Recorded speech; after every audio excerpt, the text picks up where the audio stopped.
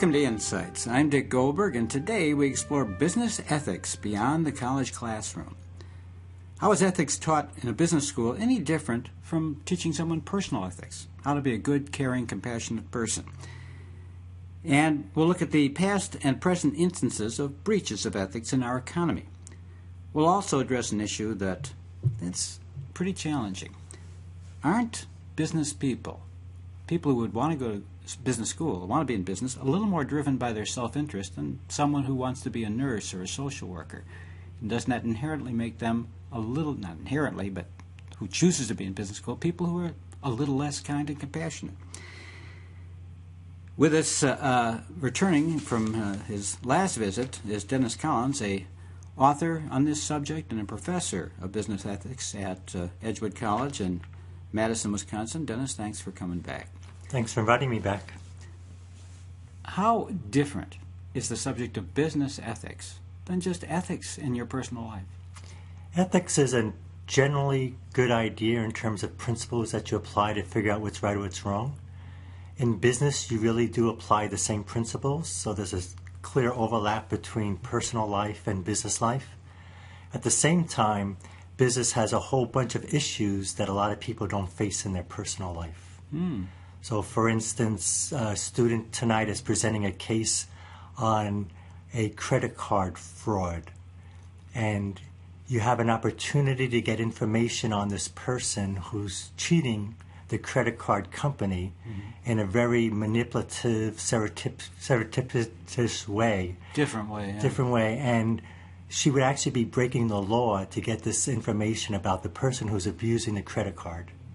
So should you break the law in order to arrest this person who's selling credit card numbers or not? Does the means justify the end? Absolutely. And those kinds of issues you usually don't face in your personal life. So it's a different set of issues you're dealing with at work. Well, let me play devil's advocate. Isn't it really, though, about what is the best, most ethical thing? What's the most honest? What's the highest integrity? At the same time, in a business, you're responsible for 80 employees. You're responsible for shareholders. You're responsible for suppliers and customers. So it's a lot more intense and it's a lot more communal. Okay, so there are decisions, even if you're saying you're a really good, compassionate, honest person, that your course will help you with, that you wouldn't kind of inherently, instinctively do the right thing. You want to talk about it. So it's issues you want to bring out in class to say, what would you do in a situation like this? Okay. I don't know if you can do this, but can you give us one situation that's an easy one to understand that learning business ethics helps you above and beyond your instincts as a good person? I'm an HR manager, and I know I'm sworn to confidentiality. And as sworn to confidentiality, I know there's a layoff coming up. My protege is on the layoff list. My protege is in the process of buying a very expensive house. Do I break confidentiality and I tell my protege, don't buy that house because you're going to get stuck with it because we're laying you off or not? Well, of course you do. Why wouldn't you?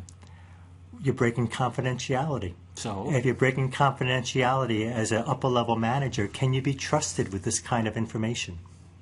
So do you have special, in a business, do you have special loyalties to the CEO and others that are organizing what needs to be done in the future? I walked right into that. So you've got a conflict between compassion and kindness and honesty. Absolutely. Absolutely. Okay. Well, that's a good example. Let me get to this other fundamental question about business people. And I'll confess to having a bachelor's and an MBA in finance. So I'm not just attacking business people here. But when I went to school, myself and most people around me, they went because they wanted to make a lot of money. I went to the Wharton School of Finance, and we were learning how to play markets. If you contrast that with someone who is going to a nursing school because they want to help people in that setting, or social work because they want to do something for social justice or reach out to the poor, isn't it a lot more likely you're going to get a person whose values, whose ethics are more self-absorbed and self-centered than the other person? There's been a lot of studies on that in terms of, are business students more self-interested than social workers or community organizers? And the results are, yes, they are. I mean, business students are focusing on trying to make money. But in order to make money, they have to provide some service or some need that the community has. Where social workers enter the field because they want to help humanity or they believe in social justice. But that's not to say that social workers also don't face ethical dilemmas every day, or that nurses don't face ethical dilemmas every day. I had a nursing student in my class last semester. Oh, really? And she was in the operating room, and the patient died in the operating room. The doctor, because of medical insurance issues, told the nurse, revive that patient and wheel the patient out into the hallway. So this way the patient dies in the hallway instead of in the operating room, because if the patient dies in the operating room, it looks bad on my record. Oh my gosh.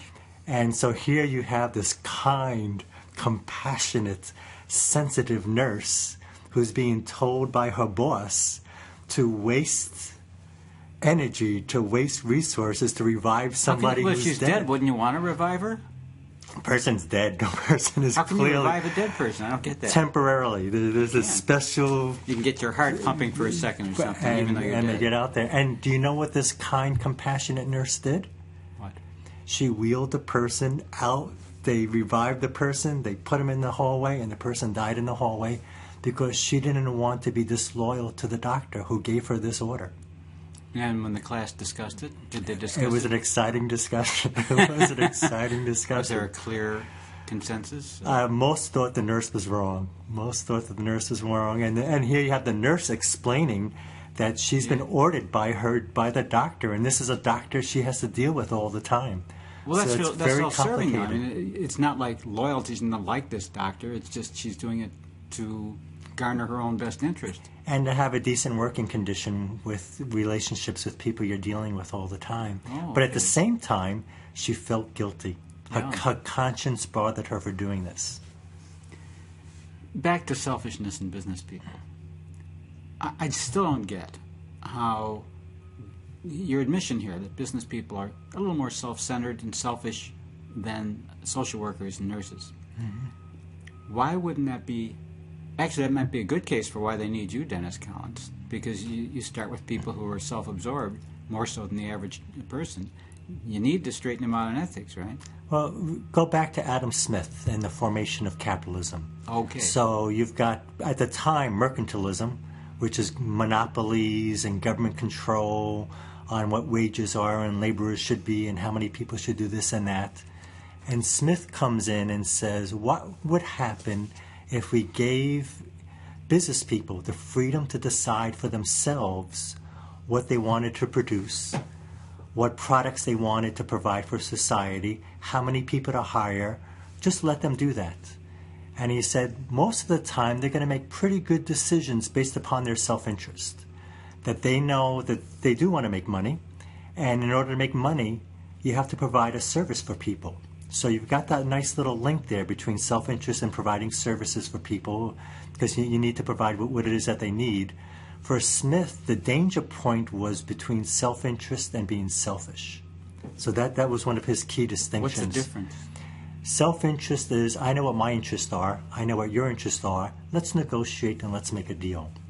Selfish is, I don't give two hoots what your interests are. All I care about is myself, and I'm going to impose myself on you. But no then matter you won't what. get any customers because you won't give them what they want. Absolutely. So he says most of the time, people are going to not be selfish. They're going to be self-interested. And they're also not going to be selfish because most people, this is Adam Smith speaking, believe in God. They believe that it's good to be nice to other people.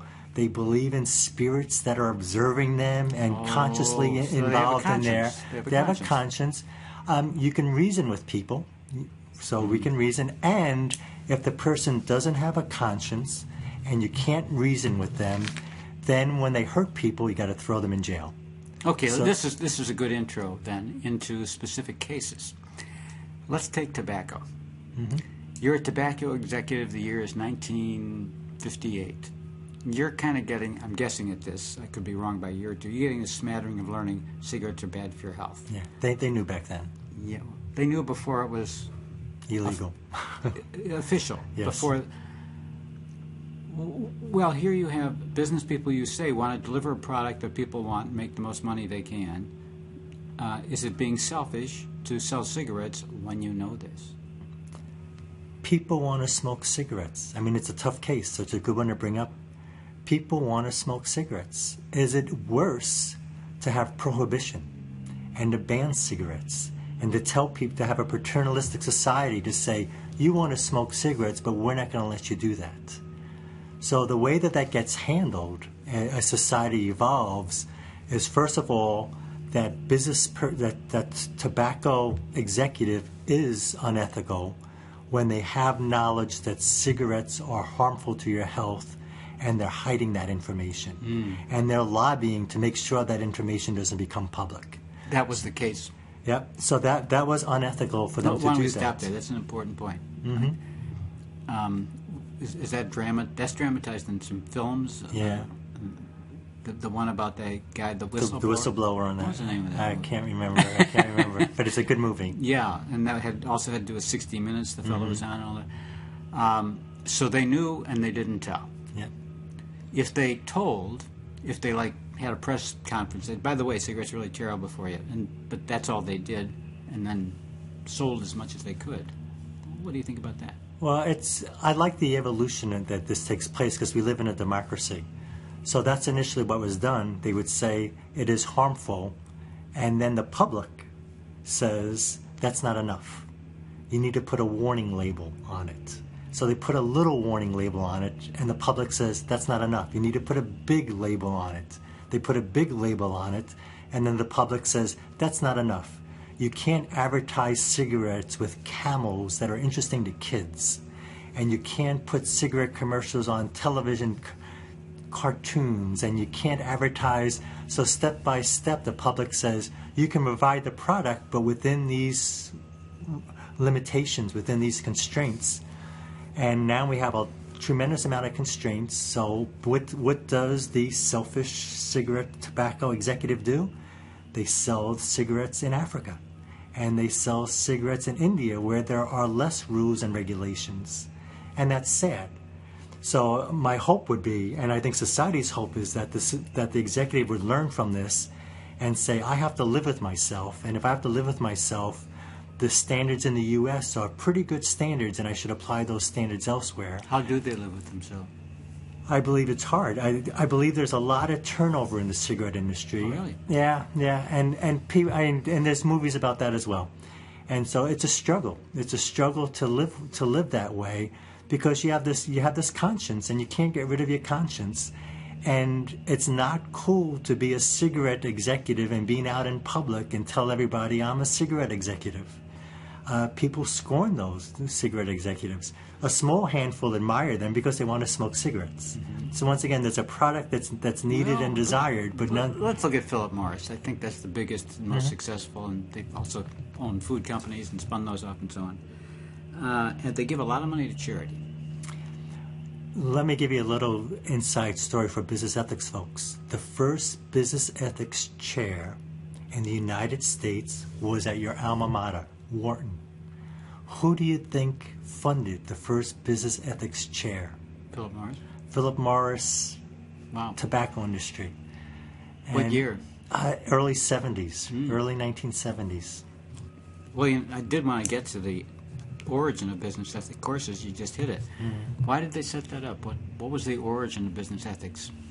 From the very beginning, it was in colleges and universities, Catholic institutions. So there was this Catholic social justice. We ought to have ethics. We ought to have values.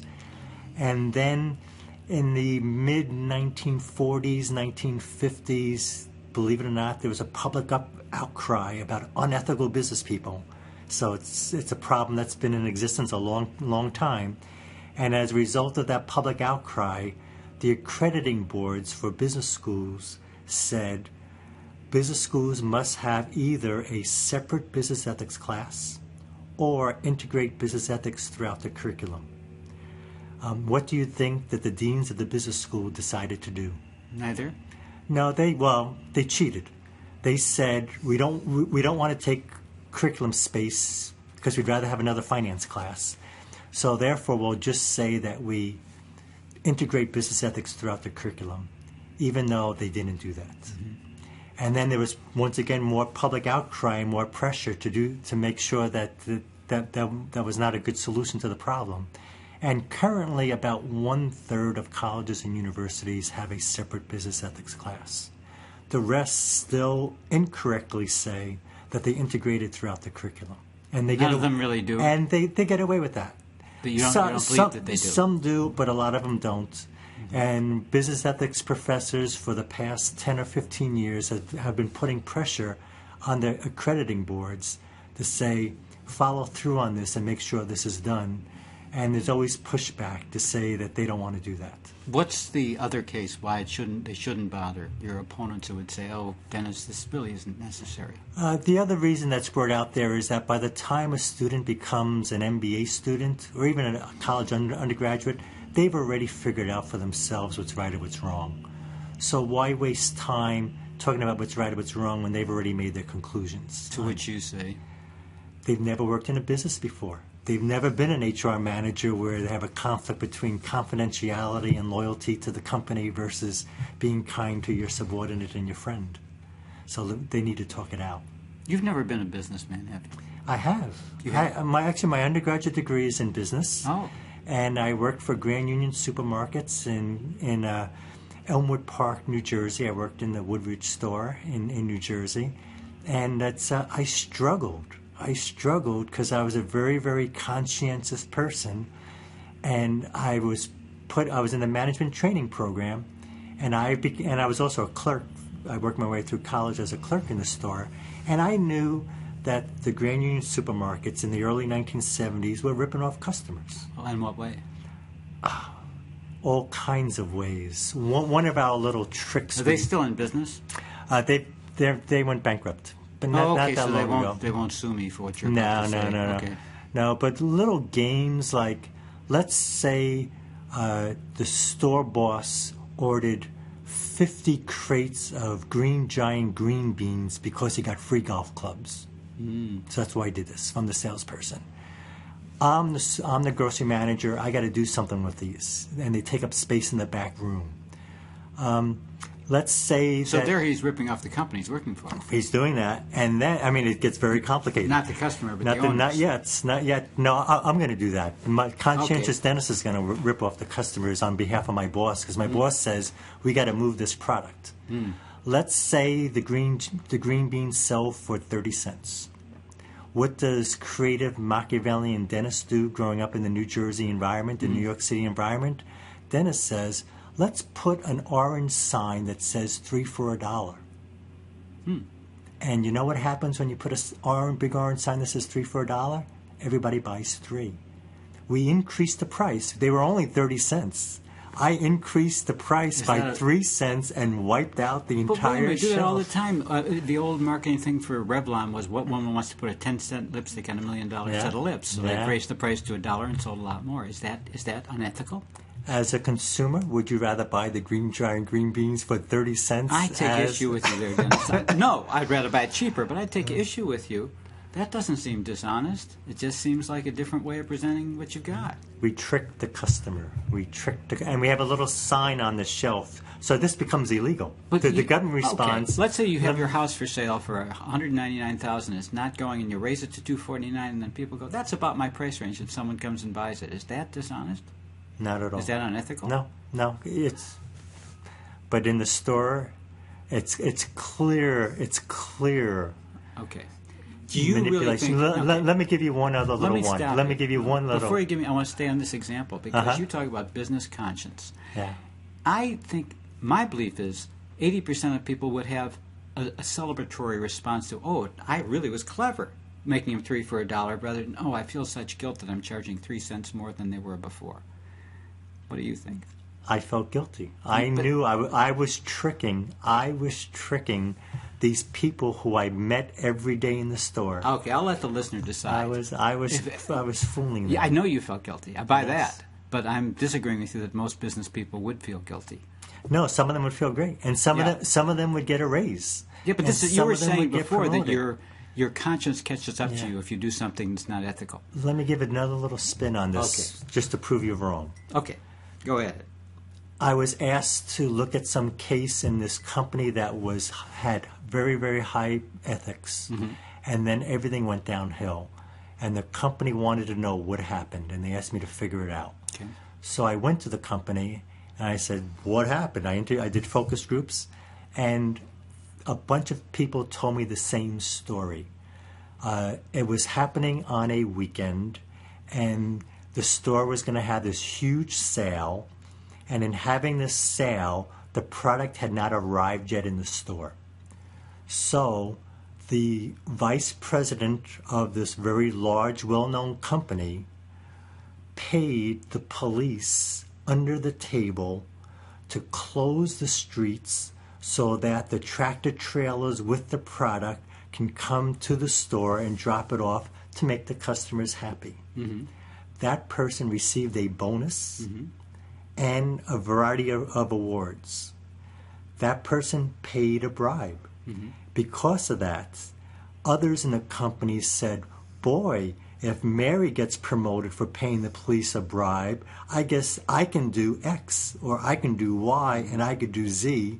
And before you know it, they're doing X, Y, and Z, and the ethics of the organization is collapsing.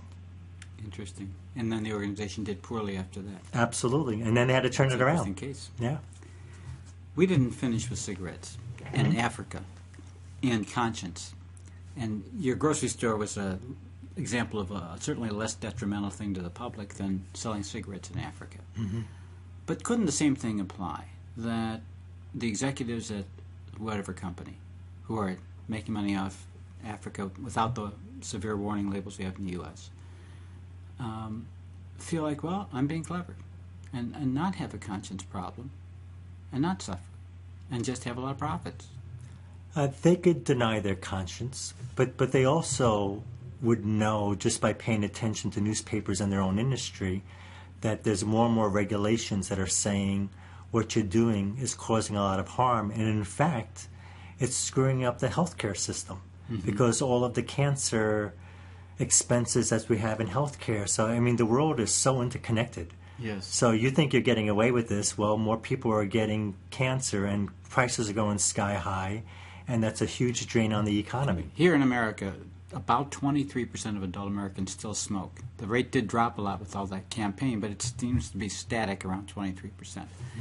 Is it unethical, with the warning signal signs and all that people receive, to sell cigarettes in America and manufacture them? You have a personal ethic, and then you've got what you do in society. So on a personal level, I would not sell them. It would be unethical for me if I was the executive to sell the cigarettes. So is the president? However, I'm not the dictator. We live in a democracy. We live in a community, and as a community, there's always a lot of trade-offs. So the trade-off is people have free will to make their own decisions, and people can make stupid decisions. And if people want to make stupid decisions, they have the freedom to do so. Including buying cigarettes and smoking. Well, and they're harming themselves. And so therefore, if they're going to harm themselves, and as a result of that, incur more health care costs, we ought to tax it sky high. Okay. So how about just taxing the smokers sky high? Absolutely. Not just the tax, but as well as the cigarette companies. Okay. To say, these are all the extra costs we incur as a society because of your product. You have to pay for the costs. Called externalities. Absolutely. In economic terms. Well, one of the things that's going on in politics is, of course, business lobby. Huge business lobby, and the biggest one is healthcare. Any thoughts about the ethics of lobbying Congress to get legislation that's favorable to your company or industry? Lobbying the government is okay as long as what you're lobbying them for is for the greater good of society. Why would you do that? Why would you if you're a business, why would you be spending money on the greater good of society rather than what's good for your company? Hopefully, what is good for your company is also good for society. hopefully, particularly in healthcare. Well, wait a minute. Let's say Particularly in it's cigarettes healthcare. and they want bigger labels on the packs and you're lobbying against it. You doing it for the greater good of society? No, you're not. So that's not healthcare, though. I'm talking about hospitals and hospitals Okay. that are saving people's lives. And so hopefully hospitals that are saving people's lives, what's good for the hospital to help you save lives is good for society. Hopefully. But if it isn't, what are they going to lobby for? Sometimes it's not. And then when it's not, then it's unethical. It's unethical. You think? If you're a hospital and if you're lobbying to jack up the prices of chemo drugs so that only you can maximize your revenue, but as a result of that, more people are dying because they can't afford the chemo drug, totally unethical. Totally unethical. Does it happen at times? Sure. They're probably not lobbying to get the price up. They're probably lobbying to stop a move to get the price down. And they might be lobbying to make sure that orphan drugs remain monopolies and monopolies can charge higher prices. And then the pharmaceuticals are inviting the CEO of the hospital to go on a tour of the Bahamas to see some conference and participate. And it's really scuzzy. I mean, it's really, really, really scuzzy. And if all your other competitors are doing the same thing? People use that. We talked about that in the first show, rationalizations. You're using that to rationalize, and why should you be different? And you should be different because you are different. But you have an obligation to your stockholders to maximize profits. And if you're making $100 million a year, your corporation, and if you stop doing this, your profits will go down to $30 million a year. And if you continue doing it, they stay at $100 million. What is the ethics?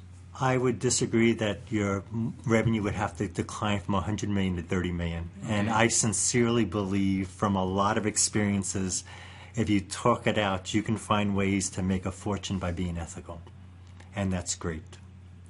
Think anybody would disagree with that? That sometimes there's times when what's legal but maybe not ethical is profitable? Absolutely.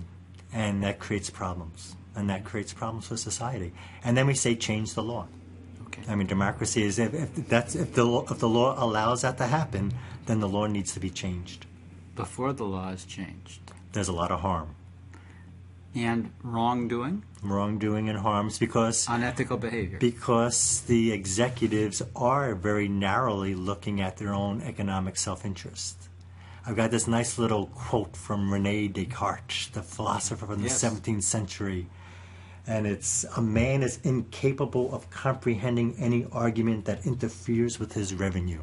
And so you could say I'm ethical, but all of a sudden there's this argument out there that I could even make more money by being unethical, and you have your challenge.